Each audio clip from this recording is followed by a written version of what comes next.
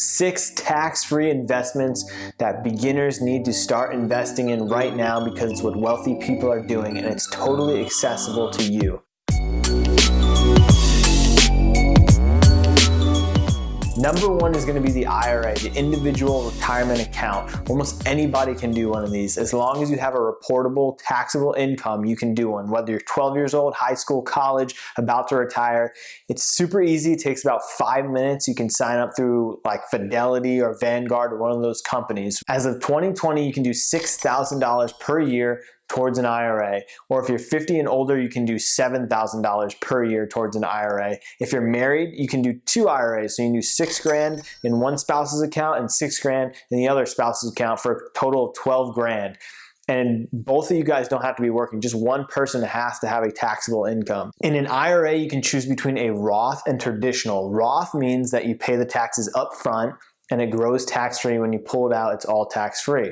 Traditional means you're going to defer the taxes to a later date, so you're going to lower your taxes you're paying now, but when you pull it out, that's when you're going to get taxed. There are income limits for doing a Roth IRA. If you make more than $124,000 as a single person, you can't do a Roth IRA. Or if you're married, your household income has to be less than $196,000.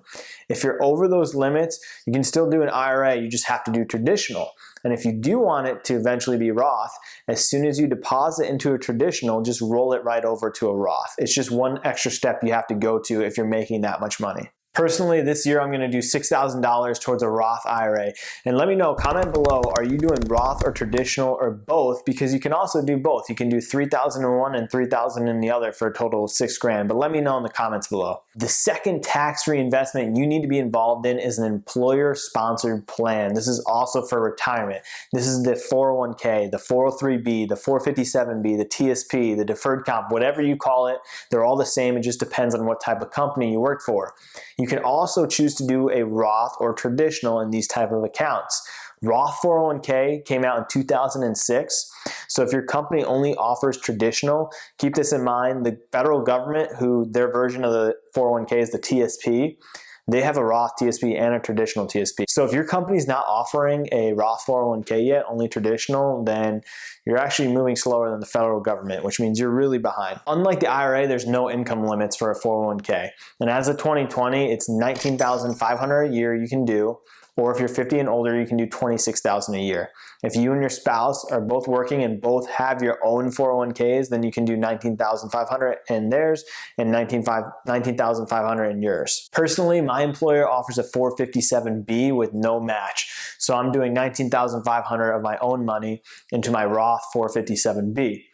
Now, if your company does offer a match, like they match up to $5,000 or 3% of your salary, you need to absolutely be doing that. That should be the first thing that you should be investing in. That is free money. And not only is it free money, but that money is going to make you even more free money down the road. Bonus knowledge here, whether you choose to do Roth or traditional with your own contributions, you still get your employer match. However, the employer match always has to go in a traditional 401k type account per the IRS. Hit the thumbs up, like button if you're learning something today. The third account that you should start looking into is an education savings account or a state 529 plan. So an ESA, the education savings account, and the 529 plan have awesome tax benefits if you need to go back to college, go get your master's. You have kids and you want to save for their college fund. You have kids and you want to put them through a private high school. There's a list online of all qualified educational expenses that these accounts can be used for. As of 2020, you can do $2,000 per year in each child's ESA. So if you have 3 children, you can do $2,000, $2,000, $2,000 up to the age of 18. As soon as someone's 18, they're no longer eligible for an ESA, for that education savings account. However, this is where the 529 is awesome. There's no age restrictions on a 529. So you yourself can even contribute to your own 529 plan, and when you're 30 or 40 years old, go back to school and use that as for your educational expenses. Now, every state has their own 529 plan. You do not need to live in that state and you do not need to go to school in that state in order to invest in that state's 529 plan. For example, I live in Texas. I can invest in Ohio's 529 plan and go to school in Texas and pull the money out of their plan and it'd be fine. And the cool thing is 529 plans also have a lot higher maximum contributions, more like 8 grand, 10 grand, like plenty of money that you can do per year, higher than the ESA's $2,000. What's awesome about the ESA and the 529 is they're actually even more tax beneficial than an IRA or 401k. The money that you put into it is a tax write-off. It grows tax-free, and when you pull the money out to buy qualified educational expenses, tuition, books, whatever, that's also tax-free. So you never pay taxes on it. It's like a triple tax threat. It's even better than the 401k and the IRA. Me personally, I don't have any kids, so I'm not going to do an ESA. I may go back to school, and if I'm going to, I'm going to utilize a 529 plan as well as a GI Bill to make sure that all my educational expenses are covered. And guys, if you like these type of videos, if you're learning something, all my videos are here for you to learn financially and make smarter financial decisions. Please hit the subscribe button. It's like following someone on Facebook. That way you can follow all my videos and keep learning, keep getting smarter. The fourth tax-free account that you can invest in is going to be an HSA, a health savings account, or a 529 ABLE if you're qualified as a disabled person per the IRS. Let's talk about the HSA, the health savings account.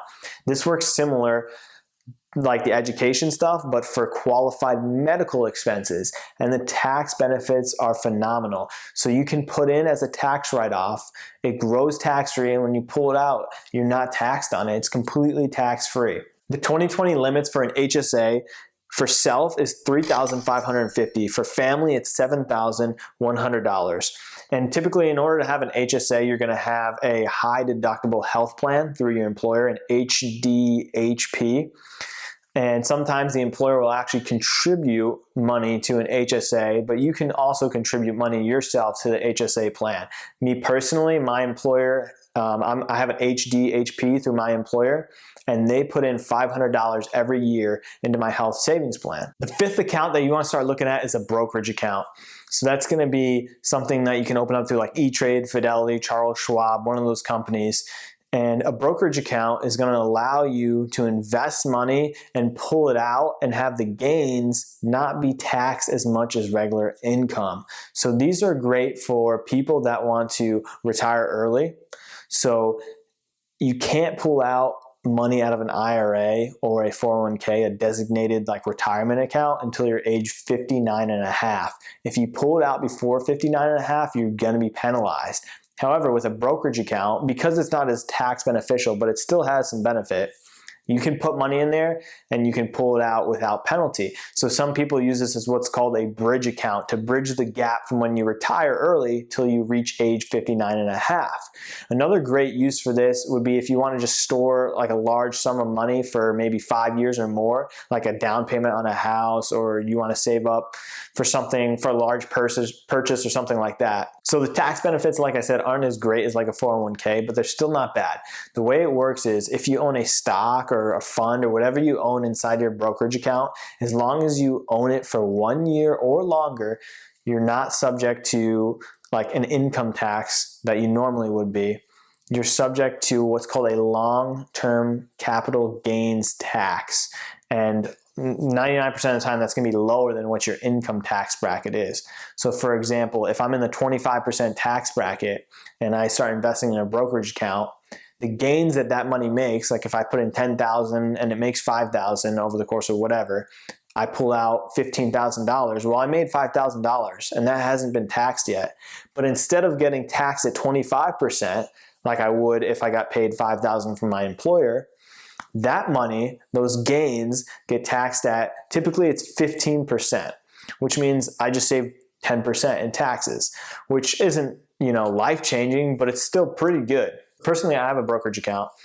There's only maybe a few $100s in that account, but I used to have more in that account.